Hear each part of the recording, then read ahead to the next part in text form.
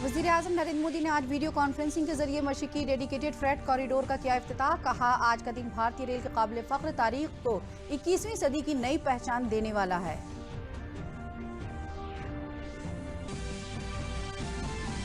मशरिकी dedicated freight corridor के इफ्तिताह पर वज़ीर आला योगी आदित्यनाथ ने कहा, न्यू भावपुर खोजा सेक्शन रियासत के बाशिंदों के लिए खुशी की बात।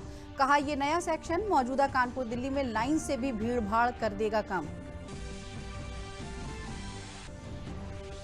कोरोना के खिलाफ सरकार की सख्त कोशिशों की मदद से बेहतर नतीजे आ रहे हैं सामने। मुल्क में कोविड-19 की सेहतयाब होने की शरह बढ़कर हुई 95.92%।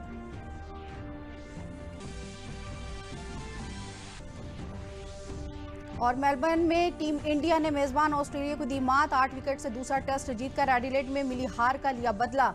कप्तान अजिंक्य रहाणे चुने गए मैन ऑफ द मैच। आदाब, खबरों के साथ हाजिर हूं मैं शाइस्ता बानो। अब खबरें तफसील से। वज़ीर-ए-आज़म नरेंद्र मोदी ने वीडियो कॉन्फ्रेंसिंग के जरिए पहले मशरिकी डेडिकेटेड फ्रेट कॉरिडोर का न्यू भावपुर न्यू खोजा सेक्शन का इफ्तिताह किया।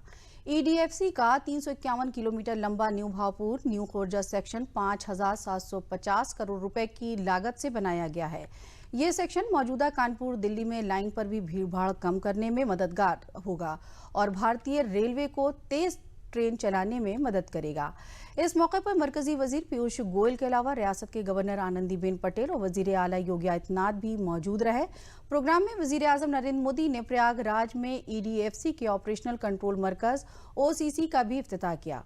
वजीर आजम ने कहा कि आज का दिन भारतीय रेलवे के लिए काबिल फख्र माजी को 21वीं सदी की नई पहचान देने वाला है। भारत और भारतीय रेल की सलाहियत बढ़ाने वाला है। उन्होंने कहा कि आज हम आज़ादी के बाद का सबसे बड़ा और जदीद रेल इंफ्रास्ट्रक्चर प्रोजेक्ट जमीन पर उतरता देख रहे हैं। वज़ीर आज़म ने कहा कि प्रयागराज में EDFC के ऑपरेशन कंट्रोल मरकज भी नए भारत की नई सलाहियत की अलामत है। ये दुनिया के जदीद मरकजों में से एक है। इसकी टेक्नोलॉजी को भारतीयों ने ही तैयार किया है।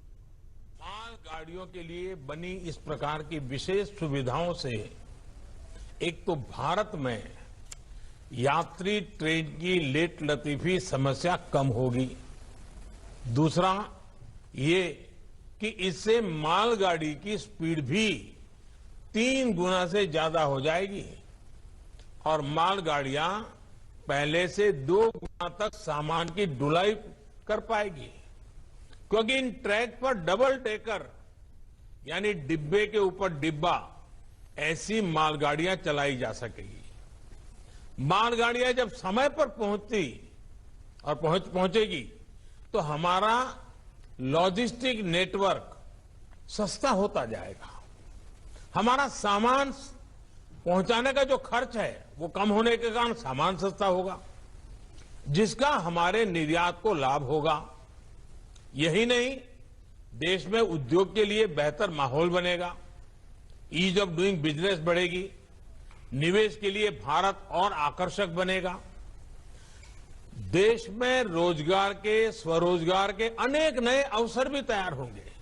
Khurja Bhaupur freight corridor route पर जब पहली मालगाड़ी दौड़ी तो उसमें नए भारत की, आत्मनिर्भर भारत की गुंज और गर्जना स्पष्ट सुनाई दी। प्रयागराज में ऑपरेशन कंट्रोल सेंटर भी नए भारत के नए सामर्थ्य का प्रतीक है। ये दुनिया के बेहतरीन और आधुनिक कंट्रोल सेंटर में से एक है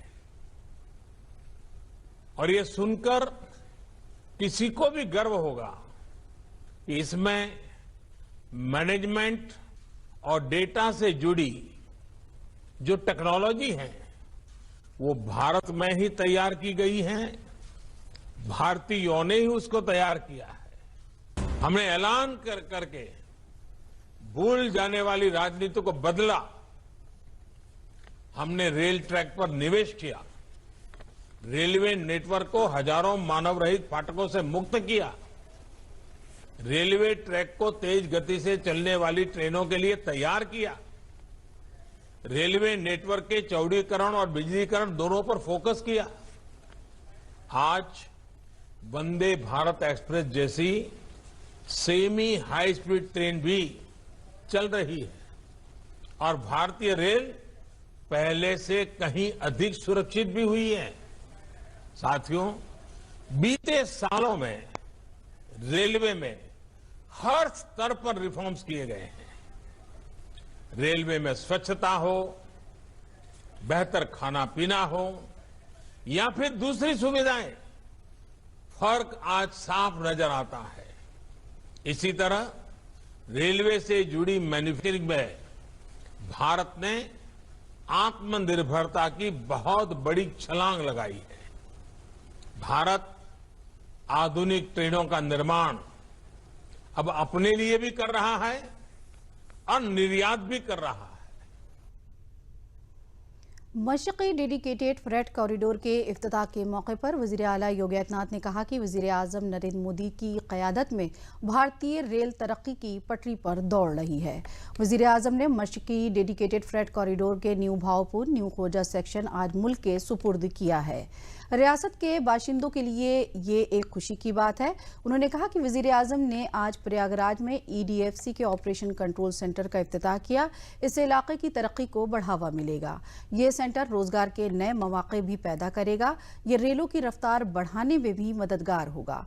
उन्होंने कहा कि इस डेडिकेटेड फ्रेट कॉरिडोर के बनने से मालगाड़ी की औसत रफ्तार 25 किलोमीटर फी घंटे से बढ़कर 75 किलोमीटर फी घंटे हो जाएगी। इससे रियासत के माल को बंदरगाहों तक पहुंचाने में मदद मिलेगी और वक्त की बचत के साथ साथ रास्ते में माल खराब होने का डर नहीं रहेगा। आबादी के हिसाब से देश का सबसे बड़ा राज्य होने के कारण प्रदेश के विकास में भारतीय रेल की भूमिका ये सर्वविदित है।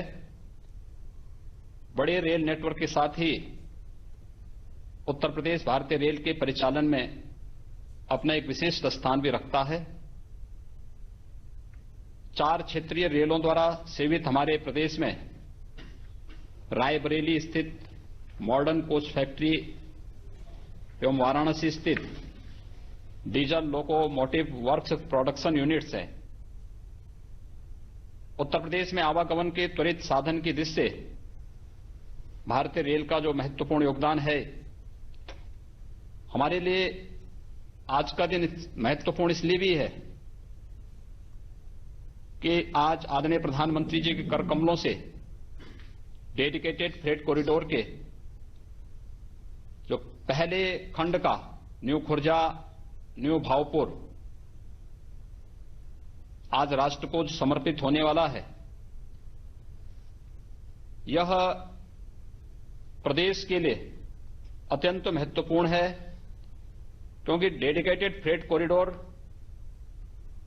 के पहले जो मालगाड़ियों की औसत गति मात्र 25 किलोमीटर प्रति घंटे थी, वह बढ़कर के 75 किलोमीटर प्रति घंटे के हिसाब से प्रदेश के माल को बंदरगाहों तक पहुंचाने की एक नई गति और उत्तर प्रदेश के न केवल खाद्यान्न को अपितु यहां औद्योगिक विकास की दृष्टि से एक नया माहौल उत्तर प्रदेश के अंदर बनाने में हमें प्राप्त होगी।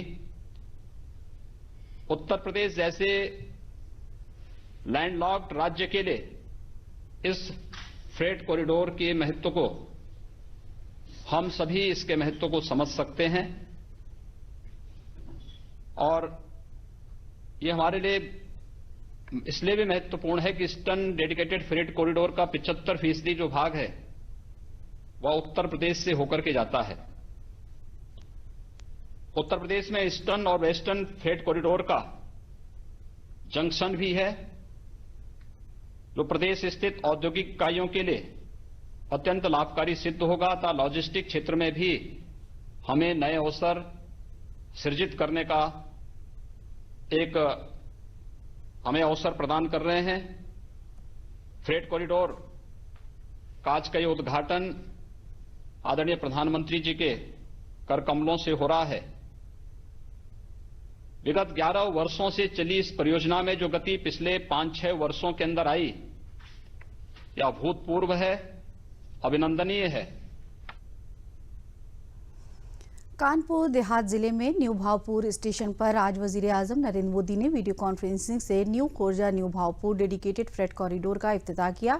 ये प्रोग्राम कानपुर जिले के न्यू भावपुर स्टेशन पर रखा गया, जहां मेहमान खुसूसी के तौर पर पहुंचे अकबरपुर के रुकने पार्लियामेंट देवेंद्र सिंह भोले, कानपुर के रुकने पार्लियामेंट सत्यदेव पचौरी, एमएलए निर्मला संखवार और एमएलए प्रतिभा शुक्ला मौजूद रहीं। वहीं इस मालगाड़ी के चलने से ताजिरों और किसानों में जोश और खरोश देखने को मिला। उनका कहना है कि जिस तरह से ये रेलगाड़ी चली है उससे तिजारत में फायदा होगा और आने वाले वक्त में किसानों को भी इससे फायदा पहुंचेगा। डेडिकेटेड फ्रंट कॉरिडोर का भावपुर से न्यू खुर्जा तक का 351 किलोमीटर का जो आज दोहरी लाइन का उद्घाटन हुआ है, इससे हमारे जो पब्लिक यातायात था जिसमें कई कठिनाइयाँ थी उसको लाभ मिलेगा।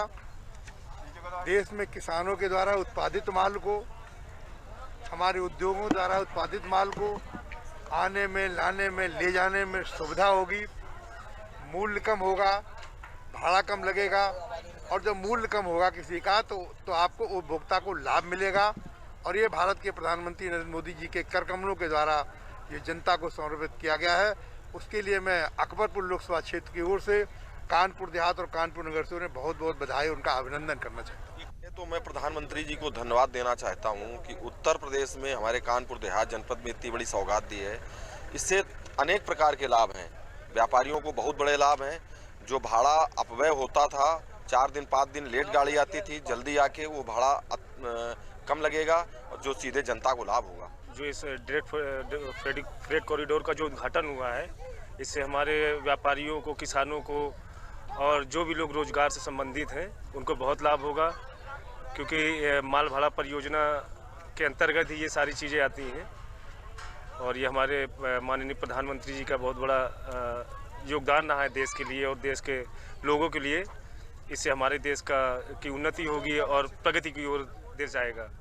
जैसे कि अब सुना भी आपने प्रधानमंत्री जी को द्वारा कि जो भी व्यापारी वर्ग, किसान वर्ग को लिए और ये मालवाहक जो गाड़ियाँ चलेंगी उसके लिए बहुत ही लाभदायक होंगी। आगे रोजगार भी बढ़ेगा, रोजगार के अवसर नए नए पैदा होंगे इसी से। मरकजी सरकार के ज़री इस्लाहात कानून को मुल्क भर से बड़े पैमाने पर हिमायत मिल रही है। दूशंबे को एक बार फिर मरकजी वजीर ज़राअत से मुल्क भर से आए तकरीबन 300 किसानों ने मुलाकात की और अपनी हिमायत जाहिर की। मरकजी सरकार के इक़दामात के तई अपना अज़्म जाहिर किया। इस दरमियान मरकजी वजारत ज़राअत ने संयुक्त किसान मोर्चे को खत लिख कर बातचीत के लिए मदऊ किया है। किसान तंजीमों और सरकार के दरमियान 30 दिसंबर को दोपहर 2 बजे बातचीत होगी। कृषि सुधारों पर देश के अलग अलग हिस्सों से किसानों का केंद्र सरकार को समर्थन का दौर जारी है, तो सुधारों के विरोध में बैठे किसानों और सरकार के बीच बुधवार को वार्ता होने जा रही है। केंद्र सरकार द्वारा लाए गए कृषि सुधार कानूनों के समर्थन में देश भर से आए किसान संगठनों ने राजधानी दिल्ली के पूसा स्थित राष्ट्रीय कृषि विज्ञान परिसर में आयोजित एक कार्यक्रम में केंद्रीय नरेंद्र सिंह तोमर को समर्थन पत्र सौंपे। कार्यक्रम में उत्तर प्रदेश, हरियाणा, राजस्थान, पश्चिम बंगाल, मध्य प्रदेश, ओडिशा, जम्मू कश्मीर सहित देश भर से आए तकरीबन 300 किसानों ने भाग लिया और केंद्र सरकार के प्रति अपनी प्रतिबद्धता दर्शाते हुए कृषि सुधार कानूनों के समर्थन में सरकार का समर्थन किया। इस अवसर पर कृषि मंत्री नरेंद्र सिंह तोमर ने कहा कि प्रधानमंत्री नरेंद्र मोदी के नेतृत्व में केंद्र सरकार देश के किसानों के कल्याण और विकास के लिए प्रतिबद्ध है। इसी क्रम में कृषि सुधार कानून लाए गए हैं। किसान हमारे देश का अन्नदाता है। किसान का सम्मान हमारे मन में है। जो कानून आए वो किसान की समृद्धि के लिए आए, जो कानून आए खेती को समृद्ध करने के लिए आए। कार्यक्रम में मौजूद किसान संगठनों ने केंद्र सरकार द्वारा लाए गए कृषि सुधार कानूनों के लिए सरकार को धन्यवाद देते हुए इन्हें जारी रखने की अपील की। कॉन्ट्रैक्ट फार्मिंग की बात मैं करता हूं। कॉन्ट्रैक्ट फार्मिंग कोई जबरदस्ती नहीं है, कोई नया काम नहीं है। देश के 15 प्रदेश में किया जा रहा है। किसी किसान की जमीन नहीं छीनी गई। इस तरह की अफवाहें उड़ाने वाले लोग किसानों के मित्र तो नहीं हो सकते। भारत वर्ष के किसानों की दशा और दिशा में सुधार होगा। उन्हें दलाली व्यवस्था से छुटकारा मिलेगा। उनकी फसल का उनको वाजिब मूल्य मिल सकेगा। जो भी कानून आए हैं वो सब कानून सब ठीक है और इस कानून से कोई भी नुकसान नहीं है, ना किसी किसान को कोई नुकसान है। जो भी बवंडर पूरे देश के अंदर हो रहा है, गुमराह किया जा रहा है, ऐसा कुछ नहीं है। उम्मीद की जाती है कि इन कृषि सुधार कानूनों के लागू होने से न केवल अन्नदाता की भविष्य में आर्थिक तरक्की सुनिश्चित होगी, बल्कि वो आर्थिक रूप से सशक्त और मजबूत भी बनेंगे।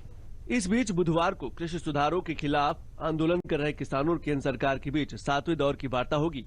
केंद्र सरकार ने किसानों को चिट्ठी लिखी थी, जिसके जवाब में किसानों ने वार्ता का न्योता स्वीकार करते हुए कुछ शर्तों के साथ 29 तारीख को बातचीत के लिए हामी भरी थी।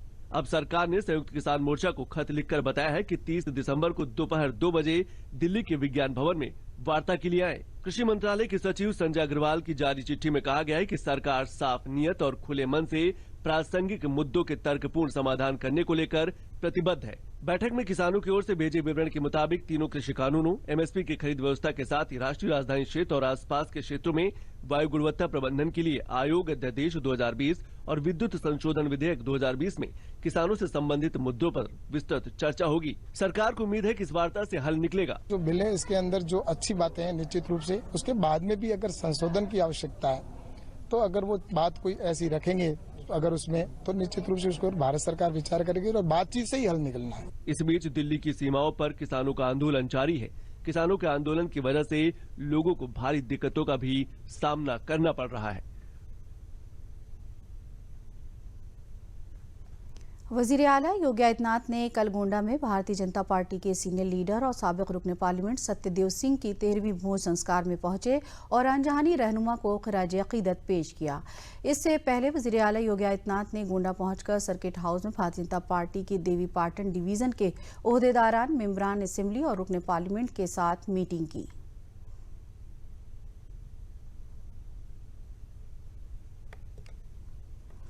कोरोना के खिलाफ सरकार के सख्त कदमों की मदद से बेहतर नतीजे सामने आ रहे हैं। सेहत और खानदानी बहबूद की वजारत के मुताबिक मुल्क में कोरोना वायरस से मुतासिर लोगों में से अब तक 98,07,000 से ज्यादा मरीज सेहतयाब हो चुके हैं, जिसके बाद मुल्क में सेहतयाबी की शरह बढ़कर 95.92% हो गई है। मुल्क में कोविड से मरने वालों की शरह घटकर 1.45% रह गई है। वहीं पिछले 24 घंटों में 24,900 कोरोना के मरीज ठीक हुए हैं। साबिक वजीर आला और समाजवादी पार्टी के सदर अखिलेश यादव ने आज लखनऊ में सहाफियों से बातचीत करते हुए कहा कि रियासत में ज्यादातर तरक्याती काम समाजवादी पार्टी की सरकार के दौर में हुए और भारतीय जनता पार्टी की सरकार इन तरक्याती कामों का सेहरा अपने सर बांध रही है, जो बहुत अफसोसनाक बात है। गोंडा और आसपास के देवी पाटन मंडल के बहुत ही महत्वपूर्ण नेता कार्यकर्ता आज समाजवादी पार्टी में बड़ी संख्या में शामिल हो रहे हैं, सदस्यता ले रहे हैं और आने वाले समय में समाजवादी लड़ाई को और गरीबों तक पहुंचाने के लिए लगातार काम करेंगे। ऐसे सभी लोगों का, जिसमें सबसे प्रमुख मसूद आलम खां, पूर्व लोकसभा प्रत्याशी गोंडा, मैं उनका स्वागत करता हूं। साथ ही साथ लालचंद गौतम जी, खुशीराम पासवान जी, क्योंकि सभी साथियों का जो आज समाजवादी पार्टी में शामिल हो रहे हैं, मैं उन सब का स्वागत कर करके बधाई देता हूं कि आने वाले समय में सरकार समाजवादियों की हो, उत्तर प्रदेश विकास के रास्ते पर जाए, खुशहाली के रास्ते पर जाए। समाजवादी पार्टी और हम सब लोगों को इतनी खुशी इस बात की, गर्व है कि समाजवादी विजन पे ये सरकार चल रही है। बताइए आप। अखिलेश यादव की मौजूदगी में आज बहुजन समाज पार्टी से निकाले जा चुके 2 लीडरों साबिक एमएलए रमेश गौतम और मसूद खान ने समाजवादी पार्टी की रुकनियत हासिल की। वहीं मशहूर शायर मुनव्वर राना की बेटी सुमैया राना भी समाजवादी पार्टी में शामिल हुई।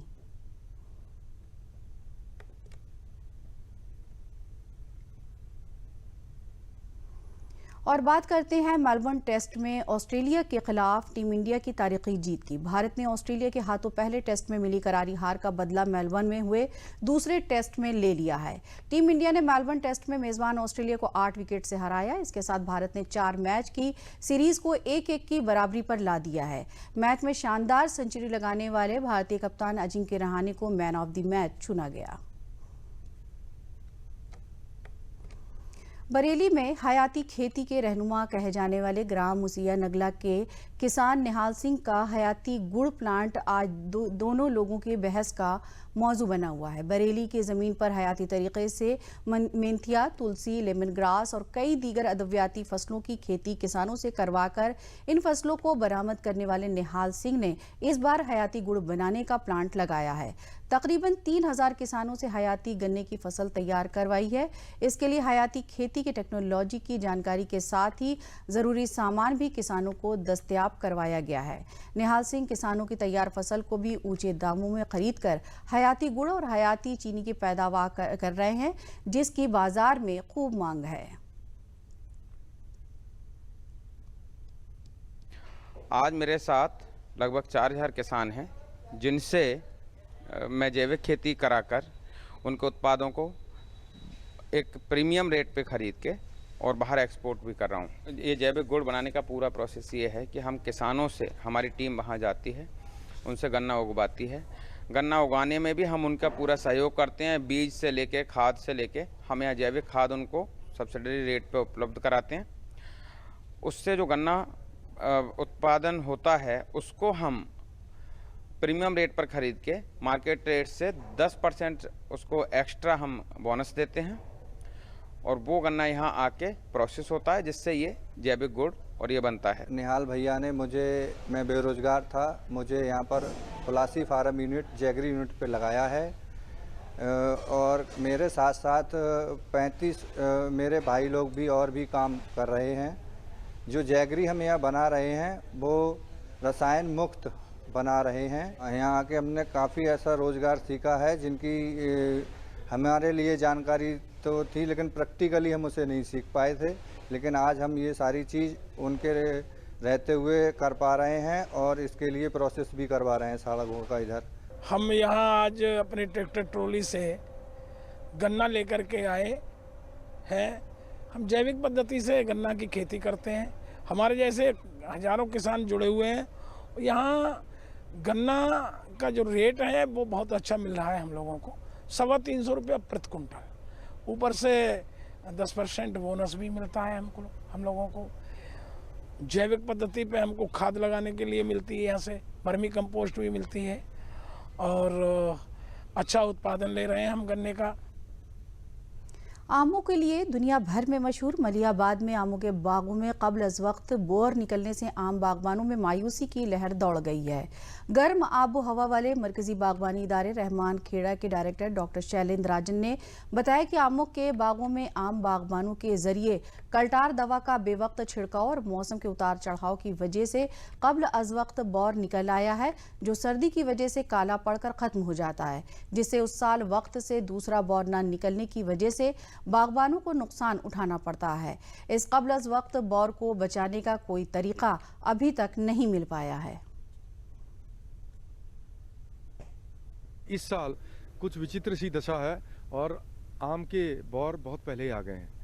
ज़्यादातर किसान परेशान हैं। कुछ किसानों ने जिन्होंने पेक्लाबुटराज़ोल का प्रयोग किया, और पेक्लाबुटराज़ोल जिसको कि कल्टार भी कहते हैं, इसको बहुत जल्दी डाल दिया। किसी किसान ने अगस्त में डाल दिया, किसी ने जुलाई में डाल दिया। तो ऐसी अवस्था में वहाँ पर भी अगैती बौर आ गए हैं। लेकिन आमतौर पे मौसम के बदलाव के कारण ही ये बौर निकलती है। लेकिन बहुत ज़्यादा ठंड आगामी 2-4 दिन में होने वाली है, जिसके कारण ये बौर क्षतिग्रस्त भी हो सकते हैं। यदि ये बौर पूर्णतः नहीं बढ़ते हैं तो ये किसानों के लिए अच्छा है, क्योंकि मोटी टहनियों में जो बौर लगे हैं, इन बौरों के क्षतिग्रस्त होने पर या इन पे न फल आने पर पुनः इनमें फरवरी-मार्च में बौर निकलने की संभावना है। ऐसी अवस्था में इससे ही हमको इसका सामना करना पड़ेगा। और जो बौर निकल रही हैं, इस पे अभी कोई भी ऐसा ट्रीटमेंट नहीं किया जा सकता है जैसे इनको बचाया जा सके। बाग आगमन आने की वजह से अभी ठंड काफ़ी पड़ रही है, बौर जो है काला पड़ सकता है। हम लोग जो है दवा 5-6 बार करवा चुके हैं, डलवा चुके हैं, फिर भी जो है चिंता काफ़ी है। जो है लोगों के बागों में जो है आगमन बौर निकल आया है। इससे जो है काफ़ी ठंडक पड़ रही है, ठंडक से काला बौर होकर गिर रहा है और इसमें जो है हम लोगों की फसल लगभग जो है नुकसानी है। और हम लोगों ने वैज्ञानिक से जो है संपर्क किया है, जिसमें जो है अभी तक इसका कोई रिजल्ट नहीं आया है। इससे हम लोगों को काफ़ी परेशानी, काफ़ी नुकसान हो रहा है हम लोगों का। इस बार नए साल के जश्न पर भी कोरोना इन्फेक्शन का असर देखने को मिलेगा। नए साल पर होने वाली तकरीबात के इनेकाद के लिए पुलिस इंतजामिया से पहले इजाज़त लेनी होगी। साथ ही प्रोग्राम में 100 से ज़्यादा लोग शामिल नहीं हो सकेंगे। इस सिलसिले में चीफ सेक्रेटरी राजेंद्र कुमार तिवारी ने आला अफसरान को खत लिखकर हिदायत दी है। खत में उन्होंने कहा है कि हर जिले में नए साल के मौके पर मुनक्किद होने वाले प्रोग्रामों में कोविड प्रोटोकॉल पर सख्ती से अमल दरामद किया जाना चाहिए। फेस मास्क, जिस्मानी दूरी, थर्मल स्क्रीनिंग, सैनिटाइजर और हैंड वॉश की दस्तयाबी को यकीनी बनाया जाए।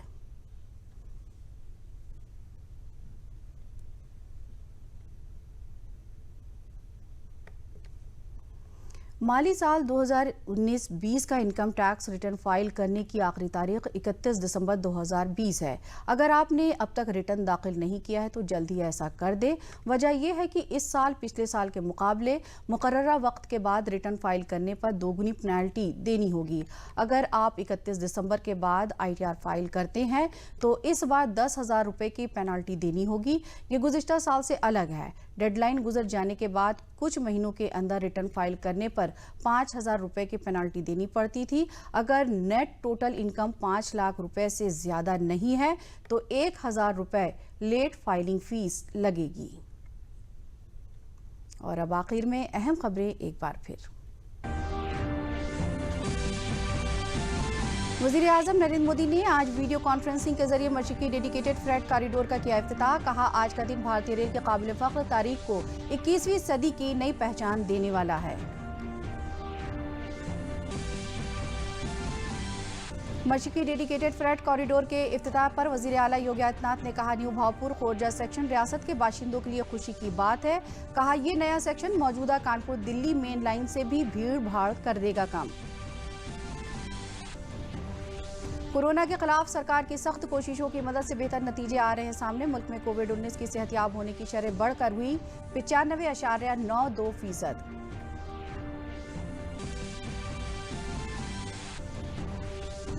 और मेलबर्न में टीम इंडिया ने मेजबान ऑस्ट्रेलिया को दी मात। 8 विकेट से दूसरा टेस्ट जीतकर एडिलेड में मिली हार का लिया बदला। कप्तान अजिंक्य रहाणे चुने गए मैन ऑफ द मैच। इसी के साथ खबरें खत्म हुई। इजाजत दीजिए। आदाब।